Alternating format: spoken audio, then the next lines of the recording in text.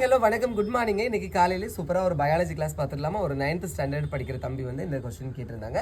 இது 10th ஸ்டாண்டர்டுக்கும் ரொம்ப ரொம்ப முக்கியமான கொஸ்டின். சரியா? ஸ்டொமேட்டானா ஃபர்ஸ்ட் என்னன்னு தெரிஞ்சுக்கலாமா? இது ஒரு லீஃப் இருக்கா?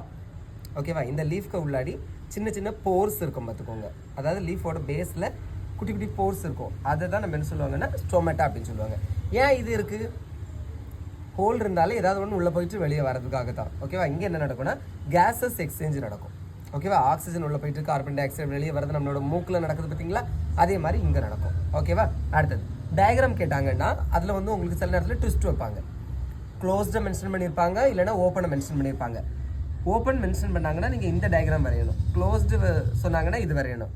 காமனாக கேட்டாங்கன்னா நீங்கள் எந்த டயக்ராம் வேணாலும் வரைஞ்சிக்கலாம். 3 முக்கியமான பார்ட்ஸ் என்னன்னு கேட்டிங்கன்னா ஸ்டொமேட்டால் போர், இது வந்து ஓப்பனில் இருக்குது. அடுத்தது இது வந்து என்னது? நியூக்ளியஸ். அடுத்தது இந்த இருக்குது பார்த்தீங்களா, 2 பீன்ஸ் ஷேப்பில், அது வந்து என்ன சொல்லுவாங்கன்னா காட் செல்ஸ் அப்படின்னு சொல்லுவாங்க. ஓகேவா? அடுத்தது பார்த்தீங்கன்னா எப்போ இந்த ஸ்டொமேட்டா ஓப்பன் ஆகும், எப்போ இது க்ளோஸ்ட் ஆகும்? மார்னிங் டைமில் ஸ்டொமேட்டா வந்து ஓப்பனில் இருக்கும். ஏன் அப்படின்னா மார்னிங் டைமில் தான் நிறைய என்ன நடக்கும், சன்லைட்டை யூஸ் பண்ணி இந்த பிளான்ட்ஸ் வந்து உணவு தயாரிக்கும். ஓகேவா? ஸோ அந்த டைமில் இது வந்து ஓப்பனில் இருக்கும்.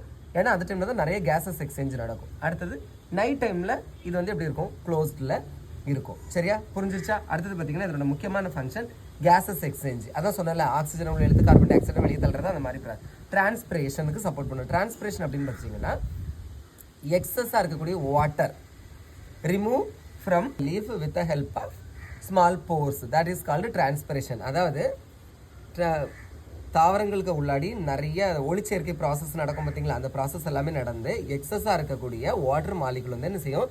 வெளியே போகும். அதை தான் நீராவி போக்குன்னு நம்ம தமிழில் சொல்லுவோம். அதை நீராவி போக்குன்னா உடனே நீங்கள் வந்து லீஃப்க்கு உள்ளே இருந்து வாட்டர் வந்து வெளியே வரும் அப்படின்னு கிடையாது. ஓகேவா? வாட்டர் வந்து வெளியே வரும் இந்த ஃபார்ம் ஆஃப் கேஸ்.